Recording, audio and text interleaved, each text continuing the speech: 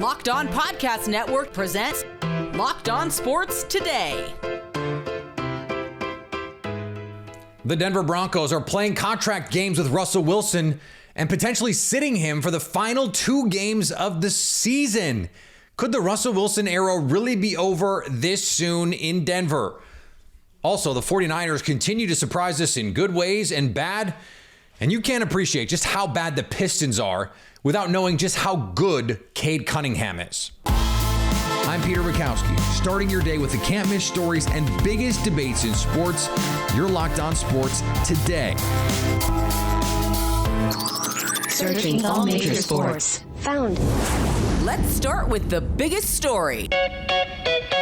The Denver Broncos have decided the Russell Wilson era might just be over. Ian Rappaport reporting on Wednesday that Denver is strongly considering sitting Russell Wilson for the final 2 games of the season to avoid any risk of injury in relationship to future money Russell Wilson is owed. The details of it, superfluous to the main point. Russell Wilson might be done in Denver. Cody Rourke from Locked On Broncos joins me now from outside the practice facility there in Denver. And Cody, just what was your reaction when you first saw this report?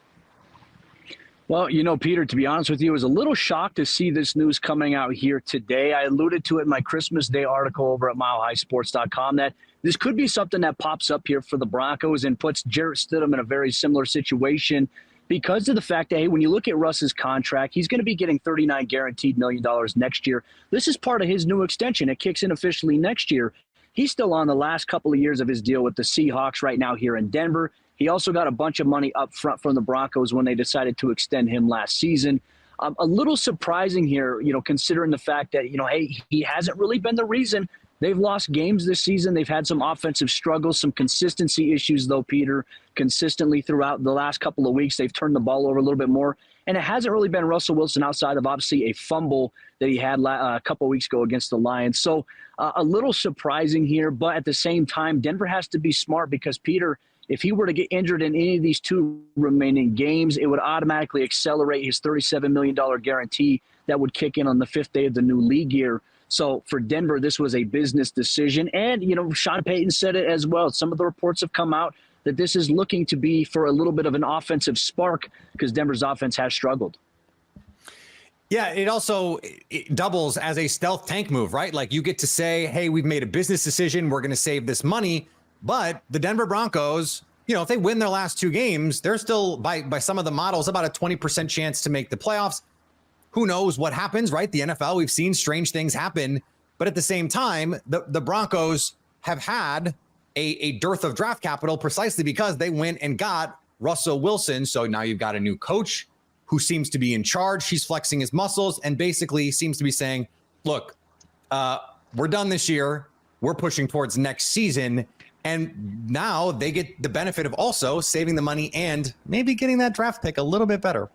Yeah, I mean, they still have their 1st-round pick. They don't have a 2nd-round pick in this year's draft. But with Sean Payton and where they're at, one of the things I think they could be looking at doing here is also looking at something else. Like, for example, I think another thing we have to talk about here is this could also be a leverage standpoint between both sides. The Broncos, for example, could be looking at a situation where they ask Russell Wilson to potentially restructure his deal. That's certainly a possibility here for Denver. But, I mean, There is a real legitimate chance here that they move on. And this was the risk, I think, that was associated here for Denver, signing him to an extension before he played a single down with the Broncos. And that was something that was pushed by the ownership group, not necessarily general manager George Payton.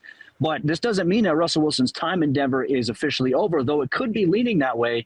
There could be a little bit of leverage game here for both sides. And I think that is something, maybe an underrated dynamic of this whole entire situation that we have to talk about. Yeah, and we haven't heard from Russell Wilson yet as we sit here today. And so, there could be some negotiation, some wiggle room on moving forward because, as you said, and we've talked about this over the course of the season, and Sarah, your co-host, has been on here talking about the improvements Russell Wilson has made under Sean Payton. I don't think we can just assume that this is unsalvageable, right? Correct. Yeah, 100%. And I think so much is going to be is the relationship between Sean Payton and Russell Wilson. Is it sustainable? And I think that's something we absolutely have to factor in here. Sean Payton, he's a little grouchy. I mean, we've all known this, though. He's always kind of been a grouchy guy, and there's no guarantee that Sean Payton wants to run it back necessarily here with Russ. And I think that's something you kind of get it. Based on you hear his press conferences, he's talked about it a little bit about how the offense hasn't been better. He even mentioned to us in our conference call yesterday with him, he talked about how the offense is average or below average in a lot of the major categories. There's times where there is a clean pocket and they have to stand in it. There's times where the pocket's messy. You know, a lot of people are blaming Russell Wilson solely, but even Sean Payton has his fair share of blame on Denver's offensive struggles as well. So this could be a very, very interesting offseason for the Broncos, who, once again, we've seen that doomed quarterback carousel graphic. Peter, I'm scared and hesitant to ask the question, do we see that return next season here for Denver if they move on from Russ? It's going to be nuts, my friend. Stay up to date all year on the Denver Broncos by subscribing to Locked On Sports Today and Locked On Broncos on your favorite podcast app and on YouTube. Thanks for making Locked On Sports Today your first listen. Coming up, do we really know who the San Francisco 49ers are this year? Before we try to answer that, the Packers are trying to put their foot down with Jaire Alexander. As the weather gets colder, NFL offers stay hot on FanDuel right now. New customers get $150 in bonus bets with any winning $5 money line bet. That's $150 if your team wins. If you've been thinking about joining FanDuel, what are you waiting for? The app is easy to use. There's a wide range of betting options, including spreads, player props, over-unders, teasers, and more. There's also weekly promos and boosts to give you plenty of opportunities to increase your payout. You can also check out some NBA futures. Right now, the Celtics are FanDuel's favorite to win the NBA title at plus 340. The Nuggets at plus 420 follow them up. Then the Bucks at plus 460. Despite their woes, the Suns have the fourth best odds at 10-1. You can also combine bets for a bigger payout, same game parlays, or a great way to watch the game. So visit FanDuel.com/lockedon and do the NFL season right. FanDuel, official partner of the NFL. Locked On has launched the first ever national sports 24/7 streaming channel on YouTube. Locked On Sports Today is here for you, covering the top sports stories of the day 24/7 with the local experts of Locked On, plus our national shows covering every league. Go to Locked On Sports Today on YouTube and subscribe to the first ever national sports 24/7 streaming channel. It's a do-or-die game for the Green Bay Packers against the best receiver in the league, and the Green Bay Packers have decided they're going to play it without Jaire Alexander, their all-pro corner, who is suspended for this game for conduct detrimental to the team. Matt LaFleur, the head coach, said that it's not just one thing. On Sunday against the Carolina Panthers, Jaire Alexander decided to make himself a captain, go out for the coin toss, call it, and almost call it wrong. He said the Packers want to play defense first, which could have, in an uncharitable reading from the officials, meant that he was saying the Packers wanted to defend, which would mean the Panthers got to receive the ball twice. The officials saved them and said, you want to defer, and Alexander said yes. Alexander downplayed the event after the game. Matt LaFleur and Brian Gutekunst clearly did not think it was something to downplay. It was, in fact, Brian Gutekunst, the Packers general manager, who ultimately authored this suspension. LaFleur added he thinks this will be the best thing for everyone, and his relationship with Alexander will be even stronger as a result. The NBA on Wednesday approved the $3.5 billion sale of controlling interest of the Dallas Mavericks from Mark Cuban to the families that run the Las Vegas Sands Casino Company. The process just took under a month. Patrick Dumont, president and chief operating officer of the Las Vegas Sands Company, will serve as Mavericks governor. Cuban is expected to maintain control of basketball ops, and there's no indication the club will leave Dallas. Cuban has said he wanted to partner with the Sands on a long-range plan of building an arena in downtown Dallas that would include a hotel and casino. The Tommy DeVito experiment is likely over in New York. Giants coach Brian Daboll announced Tyrod Taylor will start this week against the Rams. Tommy Cutlets, the undrafted rookie and local folk hero who quickly became a fan favorite, was benched in favor of Taylor during Monday's 33-25 loss to the Philadelphia Eagles. Taylor threw a touchdown pass in the second half and almost led the game-tying drive in the final seconds.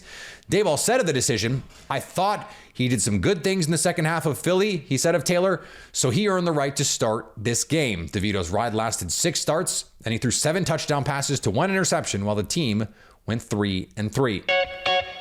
Not all injuries on the NBA happen on the court. Aaron Gordon is dealing with face lacerations and hand lacerations after dog bites on Christmas Day. The Nuggets announced he will be away from the team for an undisclosed amount of time to recover. This is Gordon's 10th year in the NBA. He's a key cog of the defending champs, averaging almost 14.7 rebounds and 3.5 assists per game. And elsewhere in the association, the 76ers and Magic squared off in a matchup of two teams that are much closer in the standings than you might expect.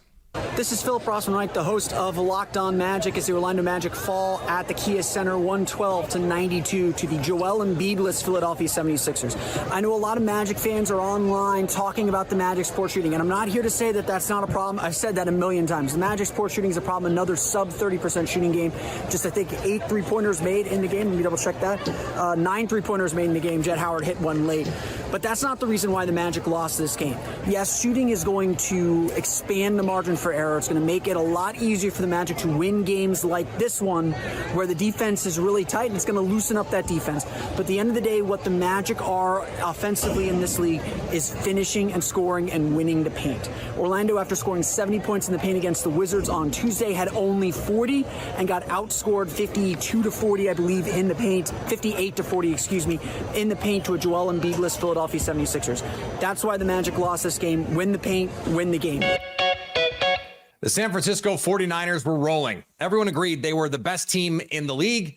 Brock Purdy was the MVP favorite, and then they ran into a Baltimore Ravens buzzsaw on Monday night, 33-19. The final, Brock Purdy, 4 interceptions. Sam Darnold came in and threw a pick of his own, though did throw a touchdown as well. And now the 49ers are going to have to play out the rest of these final 2 games to try and secure that top seed in the NFC playoff picture. Eric Crocker from Locked On 49ers joins me now. And Croc, this was a week where the Ravens said we should not be underdogs. They went out and proved it.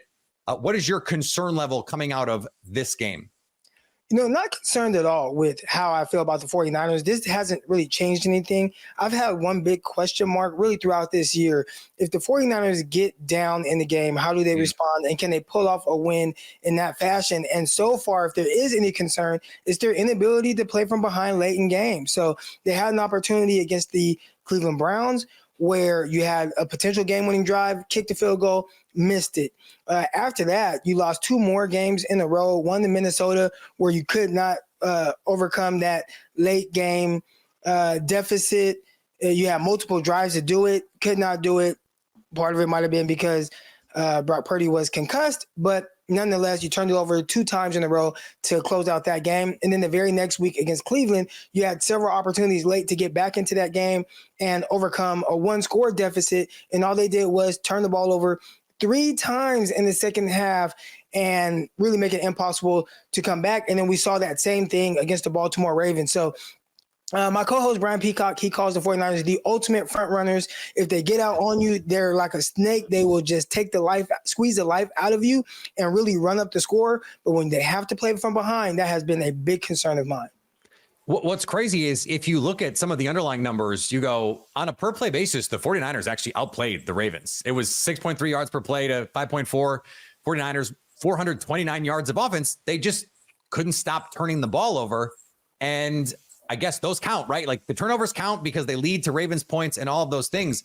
But it does seem like this offense, as long as they don't turn the ball over, they're still a buzzsaw. And that's what we've seen even in the games against Minnesota, the game against the Cincinnati Bengals. They actually were fine. Like a lot of people wanted to jump on Brock Purdy for those games. Like, see, 49ers lost. And you look at his numbers and how well he played for 90% of the game. He was the same Brock Purdy that was an MVP favorite. But then towards the end of the game, he turned the ball over. In the Baltimore game, the turnover started early and often, and he wasn't able to overcome that. But, yeah, more times than not, you look at the weapons the 49ers have, I think it's hard to play poorly with those guys surrounding you, and especially with Kyle Shanahan pulling the strings. So typically the yards per play and all these other metrics you want to look at, the 49ers are going to be top of the league really in every single game. This does, though, Croc, make me feel a little bit reminiscent of me talking to Landon McCool the other day from Locked On Cowboys when he was like, yeah, the Cowboys have trouble winning on the road. And you know, they have this issue of beating good teams. And it's like, well, in the playoffs, the Cowboys are going to have to go on the road and they're going to have to beat good teams.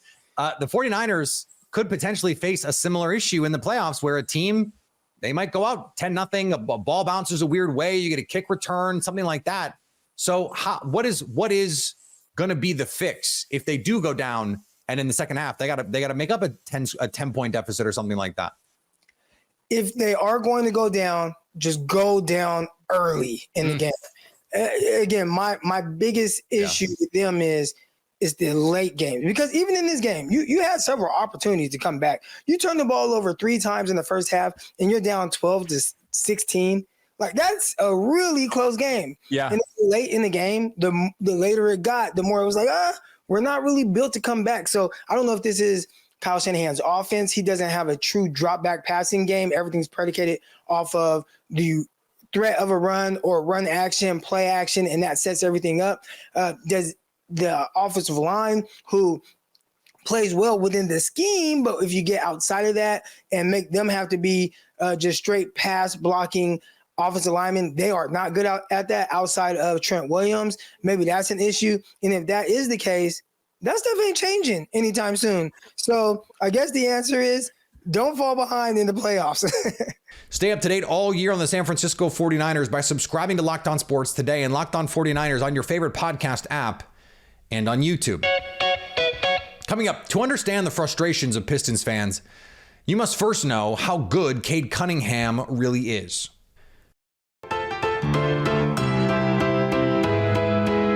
Cade Cunningham is one of the best young players in the NBA. You wouldn't know it, though, because he plays for the worst team in the NBA. Locked On Pistons host Ku Cahill details just how good Cunningham is and why it underscores just how bad the rest of the Pistons roster is. Tell me why you should keep your jobs. Tell me. Because I can't find a single reason why anyone, I don't care if Chauncey Billups was the head coach. I don't care if the most beloved Detroit athlete of all time was the Detroit Pistons general manager or the Detroit Pistons head coach. After 27 straight losses, after building a roster that is so bad that your franchise player can score 40 points in 1 week twice, and still lose, he can play the entirety of the second half, miss 3 shots total, score 37 points, and still lose? Need you to tell me why you should keep your jobs.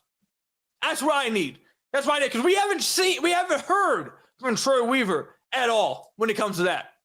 We haven't heard, actually, not even when it comes to that, we haven't heard from Weaver at all. At all. As far as I'm concerned, the last time I heard from Weaver for real was when he wrote that he wrote that paper to Pistons fans about how he was so sorry for last season and how this year was going to be completely different. Little did I know that I must not understand what he meant by different. I thought he meant positively different. I by no means did I think worse than NBA history different. What's crazy about the Pistons roster is they made some big bets in the draft that the draft community, for example, really liked, like Jalen Duren from Memphis and Killian Hayes in the draft, though that pick has not worked out nearly as well as some thought it could. Jaden Ivey was one of the draft darlings. It wasn't like they took these risks on guys no one thought had a chance to be good. And they have other NBA players, guys you've heard of, Bogdan Bogdanovic and Joe Harris. They have real NBA players, Monty Morris. But this team has just not coalesced. They're also paying Monty Williams the most money any coach has ever gotten. They should be better than this. The problem is in today's three-point shooting variance league, they don't have three-point shooting. And when you have a superstar who's also not a high-volume three-point shooter, that can become pretty tough. So Cade Cunningham has been awesome. He is an ascending player. You hope he can be a franchise player, though he hasn't proven it. The rest of this roster has talent, we think. At a certain point, though, that talent has to be realized or it's not worth that much. And finally, when Shohei Ohtani joined the Dodgers, he had a problem. His uniform number was not available. Relief pitcher Joe Kelly wore 17 last season. When you have as much money as Ohtani has coming to him, though, you can find a solution. He bought Kelly's wife, Ashley, a Porsche. It's important to note that Ashley had lobbied pretty hard for Ohtani to sign with the Dodgers and even sent pictures of all of Joe's number 17 jerseys and said, we could change the name from Kelly to Ohtani on the back. She even offered to rename her daughter from Kai to Shokai. No word yet on if the name change is going to be part of this negotiated jersey number swap thing. Locked On has launched the first ever national sports 24/7 streaming channel on YouTube. Locked On Sports Today is here for you 24/7, covering the top sports stories of the day with the local experts of Locked On, plus our national shows covering every league. Go to Locked On Sports Today on YouTube and subscribe to the first ever national sports 24/7 streaming channel. Coming up on the next Locked On Sports Today, just how bad will Joe Flacco beat the Jets on Thursday night? So at least until tomorrow, stay locked on sports today. Locked On Podcast Network presents Locked On Sports Today. For more episodes of Locked On Sports Today, go to our video on demand. Click on Sports at the top of your screen. There, you'll find past episodes of Locked On Sports Today, plus other Locked On shows on demand.